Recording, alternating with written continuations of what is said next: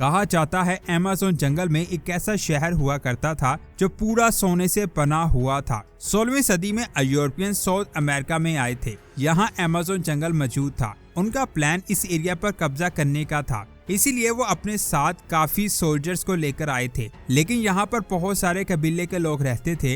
Europeans की इन लोगों के साथ लड़ाई हुई। क्योंकि यूरोपियन के पास एडवांस हथियार थे, इसीलिए यूरोपियन ने इस एरिया पर कब्जा कर लिया। कई सालों के बाद 16वीं सदी के आखिर में उनको एक खबर मिली कि अमेज़न जंगल के बीच में एक ऐसा शहर है जो पूरा सोने से बना हुआ है। इस खबर को सुनते ही यूरोपियंस ने इस शहर को फाइंड करना शुरू कर दिया। पूरे अमेज़न जंगल को छान लेने के बाद उनको यहाँ बहुत सारे कबीले के लोग तो मिले, साथ ही बहुत सारा सोना भी मिला, लेकिन वो शहर नहीं मिला जिनकी उनको तलाश थी। यूरोपियंस ने अगले 200 सालों तक पूरे अमेज़न में इस सिटी को तलाश किया, लेकिन उनको ये सिटी कहीं ना मिल सका। जिसके बाद उन्होंने इस शहर की खबर को एक मिथ डिक्लेयर कर दिया। उसके बाद 19वीं सदी में एक ब्रिटिश एक्सप्लोरर पर्सी फोसेट ने सोने से बने सिटी यानी एल डोराडो को फाइंड करने का प्लान बनाया। उसने 8 जगहों को पिन किया, लेकिन उन 8 जगह पर उसे वो सिटी नहीं मिल सका।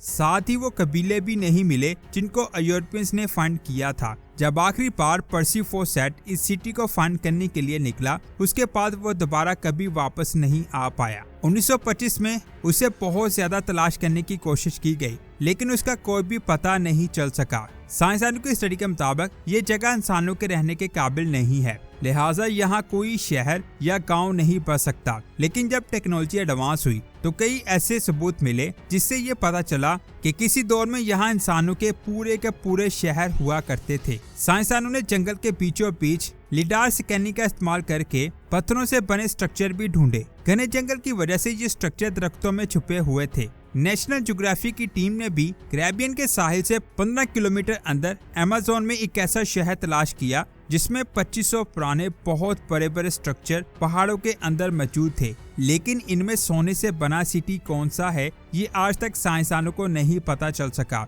और ये सिटी आज भी साइंसदानों के लिए एक मिस्ट्री बना हुआ है। साइंसदानों को अभी तक ये नहीं पता चल सका कि अमेज़न जंगल में लोग कब से रह रहे हैं। लेकिन 2017 में साइंसदानों को कोलंबिया के करीब अमेज़न फॉरेस्ट में एक पहाड़ पर कुछ पेंटिंग्स दिखाई दी। ये पेंटिंग बहुत बड़े बड़े पत्थरों पर बनी हुई थी और ये पत्थर पहाड़ के अंदर दबे हुए थे। इन पेंटिंग को अच्छे से समझने के लिए साइंसदानों ने यहाँ 13 फीट तक खुदाई की तो पता चला कि किसी दौर में ये पत्थर एक कार के अंदर मौजूद थे और ये पेंटिंग 12,000 साल पुरानी थी। ये वो वक्त था जब आइस एज की एंडिंग चल रही थी। आज से 12,000 साल पहले यहाँ जंगल नहीं बल्कि बर्फ हुआ करती थी। इस पेंटिंग में कुछ ऐसे जानवर की तस्वीरें भी बनी थी जो सिर्फ और सिर्फ आइस एज में ही पाए जाते थे। इन पेंटिंग से ये भी अंदाजा लगाया गया कि उस दौर में इंसान यहाँ किस हाल में रहते थे और वो कैसे अपने से बड़े जानवर का शिकार करते थे। इस डिस्कवरी के बाद 2019 में जब साइंसदान अमेज़न जंगल को मजीद स्टडी कर रहे थे तो उनको अचानक एक मरी हुई हम्पबैक व्हेल मिली। हैरान करने वाली बात यह है कि इसके मरने की टाइमिंग बहुत अजीब थी। इसके अलावा ये व्हेल अमेज़न की जमीन पर मरी हुई थी। इस व्हेल का वजन 10 टन था जो एक व्हेल का बच्चा था। अक्टूबर से लेकर नवंबर तक ये व्हेल अमेज़न के करीब समुद्र में गर्म पानी के लिए आती हैं और फिर ये खाने की तलाश में साउथ के करीब अंटार्कटिका में चली जाती हैं। और ये व्हेल फरवरी में मरी थी, जबकि इस मंथ इस व्हेल को अंटार्कटिका में होना चाहिए था। जब इसकी इन्वेस्टिगेशन की गई तो पता चला जिस दिन ये व्हेल मिली थी उसे 4 दिन पहले ये मरी थी। ना ही इसकी बॉडी पर कोई चोट थी और ना ही किसी शिकारी का कोई निशान मौजूद था। तो सवाल यहाँ आता है कि इस मौसम में व्हेल इस जगह पर कैसे पहुंची और ये समुद्र से अमेज़न के रिवर में क्यों आई, और सबसे बड़ा सवाल ये अमेज़न में जमीन पर कैसे आई। इस चीज के बारे में साइंसदानों ने बहुत ज्यादा जानने की कोशिश की, लेकिन आज तक साइंसदान इसके बारे में नहीं जान पाए और ये आज भी एक मिस्ट्री बनी हुई है। इसके बाद 2013 में पेरू के करीब अमेज़न के जंगल में एक स्टूडेंट को ये अजीबोगरीब स्ट्रक्चर दिखाई दिया। ये चीज एक पत्ते के ऊपर बनी हुई थी जो देखने में बहुत हैरानकुन लग रहा था। इस चीज के सेंटर में सिल्क की एक कोन बनी हुई थी और इसके चारों तरफ एक फेंस बनी हुई थी उस स्टूडेंट ने इसकी तस्वीर खींचकर सोशल मीडिया पर अपलोड कर दी। हैरान करने वाली बात ये थी कि आज तक किसी ने भी ऐसा स्ट्रक्चर नहीं देखा था। इसके बारे में मजीद जानने के लिए साइंसदानों की एक टीम पेरू के इस हिस्से में गई और इनको वहां 45 से ज्यादा ऐसे स्ट्रक्चर मिल गए। कुछ स्ट्रक्चर्स दरख्तों पर बने हुए थे और कुछ प्लांट्स के पत्तों पर। इस चीज को सिल्क हैंग का नाम दिया गया। इनमें से कुछ स्ट्रक्चर्स को लेबोरेटरी लाया गया, माइक्रोस्कोप की मदद से देखा गया कि फेंस पर छोटे छोटे डस्ट माइट्स घूम रहे थे, लेकिन ये कीड़े सिल्क को खारिज नहीं करते, जिससे साइंसदानों को पता था कि ये स्ट्रक्चर इन कीड़ों ने नहीं बनाया। चंद दिनों के बाद फेंस के सेंटर में मौजूद कोन आहिस्ता आहिस्ता टूटने लगी और उसमें से एक स्पाइडर का बच्चा बाहर निकला। असल में ये स्ट्रक्चर स्पाइडर की एक खास तरह की किस्म ने बनाए थे, जो सिर्फ वेस्टर्न अमेज़न में ही पाई जाती हैं। ये स्पाइडर अपने अंडों के गेट फेंस इसलिए बनाती हैं ताकि इसमें छोटे छोटे डस्ट माइट्स फंस जाएं और जब उनका बच्चा अंडे से बाहर निकले तो उसके पास खाने के लिए कुछ मौजूद जरूर हो। तो दोस्तों, ये थी आज की शानदार वीडियो। मुझे उम्मीद है आपको ये वीडियो पसंद आई होगी। मिलते हैं स्पेस वर्ल्ड की एक और शानदार वीडियो में। अपना बहुत सारा ख्याल रखें। अल्लाह हाफिज। हमारी जमीन की 3 लेयर्स हैं। सबसे पहले आती है क्रस्ट। ये वो लेयर है यहाँ पहाड़, दरख्त, समुंदर और हम इंसान रहते हैं। इसकी गहराई 5 किलोमीटर से लेकर 75 किलोमीटर है। जैसे कि आपको पता है, जमीन की क्रस्ट बहुत सारी टॉनिक प्लेट से मिलकर बनी है। जब ये प्लेट्स हिलती हैं तो अर्थक्वेक्स आते हैं और इनकी मूवमेंट मेंटल लेयर की वजह से होती है। मेंटल लेयर जमीन की दूसरी लेयर है जिसकी गहराई 2890 किलोमीटर है। इसके ऊपर वाली साइड का टेम्परेचर 900 डिग्री होता है और नीचे वाली साइड का टेम्परेचर 4000 डिग्री होता है। ये आप जान लें, जिस वक्त वोल्केनोस फटते हैं तो उनसे जो लावा निकलता है वो मेंटल लेयर से ही आता है। इसकी तीसरी लेयर जमीन की कोर है। इसका रेडियस 2180 किलोमीटर है। इसके 2 पार्ट्स हैं, पहला है इनर कोर और दूसरा है आउटर कोर। आउटर कोर में जो मटेरियल है वो लिक्विड है और इनर कोर सॉलिड आयरन की बनी हुई है, लेकिन आज भी हम इसकी सही कंपोजिशन के बारे में नहीं जानते। इन सब चीजों के बारे में जानने के लिए साइंसदान लगातार डिस्कवरीज करते रहते हैं। अभी साइंसदानों ने डिस्कवर किया है कि सॉलिड कोर के बाहर मेंटल लेयर में सॉलिड मेटल के कुछ लम्प्स बन चुके हैं। इनमें से 2 लम्प्स का साइज बहुत ज्यादा बड़ा है। इन लम्प्स का असर जमीन के मैग्नेटिक फील्ड पर भी होता है। एक लम्प पैसिफिक ओशियन और दूसरा अफ्रीकन कॉन्टिनेंट के नीचे मौजूद है। साइंसदान का कहना है कि अफ्रीका के नीचे जो लम्प मौजूद है उसकी वजह से हमारी जमीन की मैग्नेटिक फील्ड कमजोर हो रही है और आने वाले वक्त में मैग्नेटिक फील्ड के पोल्स बदल भी सकते हैं। लेकिन यहाँ एक सवाल आता है कि आखिर ये लम्प्स आए कहाँ से। ये बात आप जान लें कि इन लम्प्स को LLSVPS यानी लार्ज लो शेयर वेलोसिटी प्रोवाइंस का नाम दिया गया है और ये जमीन की मेंटल लेयर में उस वक्त से मौजूद हैं जब जमीन पर जिंदगी का नामो निशान नहीं था। साइंसदान का कहना है कि ये थिया नाम के एक सियारे के टुकड़े हैं जो अरबों साल पहले हमारी जमीन से टकराया था। इस कोलिजन की वजह से आज हमारी जमीन पर 24 घंटों का एक दिन होता है और इसी की वजह से हमारी जमीन अपने एक्सिस पर 23.5 डिग्री के एंगल से झुकी हुई है। अगर जमीन और थिया की टक्कर ना होती तो शायद आज हम इंसान जमीन पर ना होते और शायद आज हमारा चांद भी ना होता। साइंसदान का कहना है कि थिया से टकराने के बाद जमीन का एक टुकड़ा अलग हो गया था और वही टुकड़ा आज हमारा चांद है। लेकिन हम ये कैसे कह सकते हैं कि हमारा चांद ऐसे बना था? तो मैं आपको बता दूं, 1979 में रशिया ने एक बहुत बड़ा होल करने का फैसला किया जो मेंटल लेयर तक जाता हो। इस प्रोजेक्ट का नाम था Kola super deep bore hole. Soviet union इस प्रोजेक्ट को लेकर बहुत ज्यादा एक्साइटेड थी और वो इस प्रोजेक्ट पर पानी की तरह पैसा बहा रहे थे। इस होल के लिए उरल मार्च 4 नाम की ड्रिलिंग डिग यूज की जा रही थी। इस ड्रिल से वर्कर हर 8 घंटों में 4 मीटर गहरा गड्ढा खोद लेते थे और हर 8 घंटों बाद इसके रॉक्स को तब्दील किया जाता था, जिस पर बहुत खर्चा होता था। 1974 तक ये लोग 7000 मीटर की खुदाई कर चुके थे, लेकिन इस होल के बाद जमीन की डेंसिटी तेजी से बढ़ने लगी और इस ड्रिलिंग डिग ने काम करना बंद कर दिया। लेकिन सोवियत ने हिम्मत नहीं हारी। उनका टारगेट 15000 मीटर तक खुदाई करना था और इसके लिए उन्होंने उरल मार्च 15000 का इस्तेमाल किया। इसकी मदद से 1979 तक सोवियत यूनियन के वर्कर 12066 मीटर की खुदाई कर चुके थे।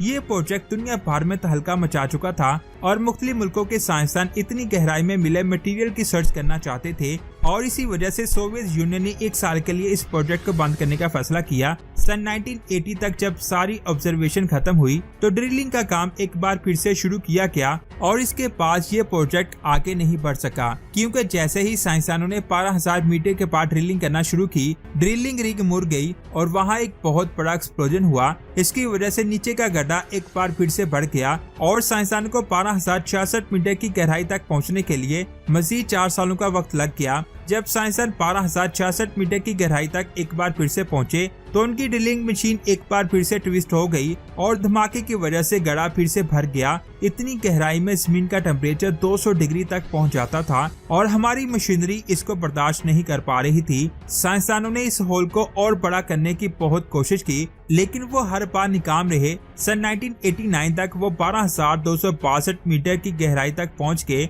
लेकिन इसके आगे का सफर काफी मुश्किल था। सन 1991 में सोवियत यूनियन के हौसले टूट गए और इस प्रोजेक्ट को फंडिंग मिलना बंद हो गई और 1994 को फंडिंग की कमी और बार बार नाकामी की वजह से इस प्रोजेक्ट को बंद कर दिया गया। आज इस होल के ऊपर लोहे का एक मजबूत ढक्कन लगा हुआ है। साइंसदान को ख्याल था कि 15,000 मीटर की गहराई तक वो जमीन की मेंटल लेयर में एंटर हो जाएंगे और साथ ही हम जमीन के कई राजों के बारे में जान पाएंगे, लेकिन ऐसा नहीं हो सका।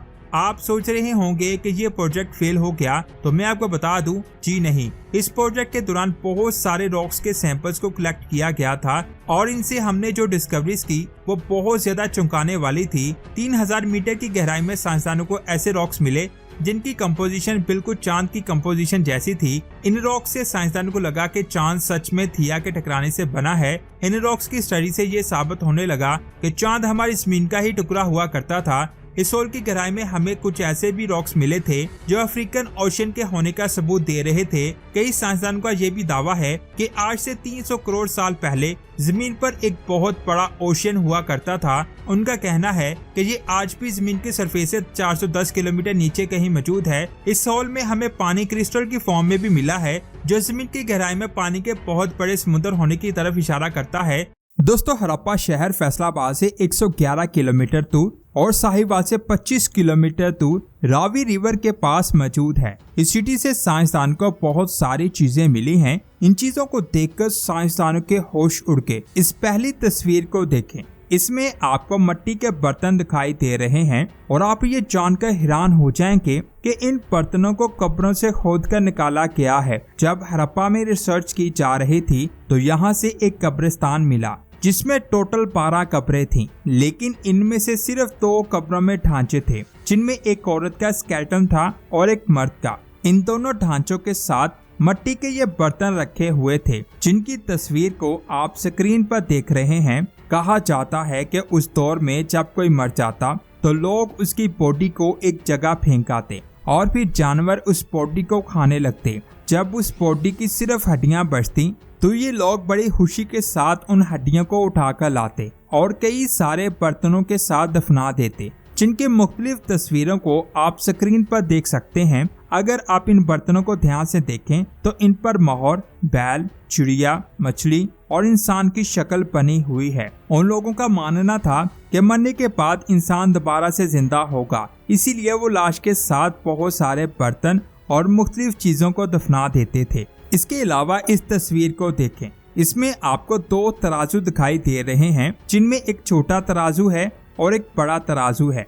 इन दोनों तराजू को देखकर ऐसा लगता है कि आज से 5,500 साल पहले भी लोगों के पास नाप तोल का एक सिस्टम हुआ करता था। इस तस्वीर में आप कई छोटे और बड़े स्टोन्स देख सकते हैं। इन स्टोन्स के जरिए चीजों का वजन किया जाता था। ये सेम ऐसे है जैसे आज मंडियों में चीजों का वजन किया जाता है और आज से 5,500 साल पहले भी लोग चीजों का वजन तराजू से करते थे, जो काफी हैरानकुन बात है। इसके बाद इस तस्वीर को देखें। ये तस्वीर बहुत कमाल की है। इस तस्वीर में आपको छोटी और बड़ी ईंटें दिखाई दे रही हैं। अगर आप गौर करें तो कुछ ईंटों पर निशान बने हैं। असल में ये एक कुत्ते के पंजे के निशान हैं और ये निशान 5,500 साल पुराना है। इतने साल गुजर जाने के बावजूद भी ये निशान आज भी सही हालत में मौजूद है। जिस बात ने साइंसदानों को सबसे ज्यादा हैरान किया वो ये है कि उस वक्त लोगों ने इन ईंटों को इतनी ज्यादा महारत से बनाया कि इतने साल गुजर जाने के बावजूद भी ये आज भी बिल्कुल सही हालत में मौजूद हैं। हालांकि खुदाई के बाद भी इनके कोने नहीं टूटे। इन ईंटों का साइज आज की ईंटों के बराबर ही है, लेकिन उनकी क्वालिटी आज की ईंटों के मुकाबले में बहुत बेहतर थी। इसके बाद इस तस्वीर की बात करते हैं। इस तस्वीर में आपको बहुत सारे पत्थर दिखाई दे रहे हैं। असल में इस शहर के 2 पीरियड्स थे। पहले पीरियड में लोग पत्थरों से चीजें बनाते थे और दूसरे पीरियड में उन लोगों ने तांबे को फाइंड कर लिया था और ये उन लोगों के अरूज का दौर था जिसमें वो लोग तांबे और स्टील से चीजें बनाने लग पड़े। अभी आप जिस तस्वीर को देख रहे हैं ये उस दौर की चीजें हैं जिनमें वो लोग पत्थरों से चीजें बनाते थे। ये जो सामने गोल पत्थर आपको दिखाई दे रहा है, असल में ये पत्थर के गोले हैं जिनको हथियार के तौर पर इस्तेमाल किया जाता था। ये नोकदार चीजें पत्थर से बने हुए प्लेट्स हैं और ये पत्थर से बनी हुई कुल्हाड़ियां हैं जिनको हथियार के तौर पर इस्तेमाल किया जाता था। इसके बाद इस तस्वीर को देखें। ये उस दौर की चीजें हैं जिसमें उन लोगों ने तांबे को फाइंड कर लिया था और वो लोग तांबे से चीजें बनाने लग पड़े थे। इस तस्वीर में तांबे से बनी हुई कुल्हाड़ियां, तांबे के बने हुए औजार, तांबे से बने हुए नेज़े और तांबे से बनी हुई हांडी शामिल है। इन औजारों से वो लोग सब्जियां काटते और कई मुख्तलिफ काम करते और ये चीजें उन लोगों के अरूज के दौर की चीजें थी। मुझे उम्मीद है इन दोनों तस्वीरों से आपको पता चल चुका होगा कि वक्त के साथ साथ वो लोग तरक्की करते गए। तो दोस्तों ये थी आज की शानदार वीडियो। मुझे उम्मीद है आपको ये वीडियो पसंद आई होगी। मिलते हैं स्पेस वर्ल्ड की एक और शानदार वीडियो में। अपना बहुत सारा ख्याल रखें। अल्लाह हाफिज।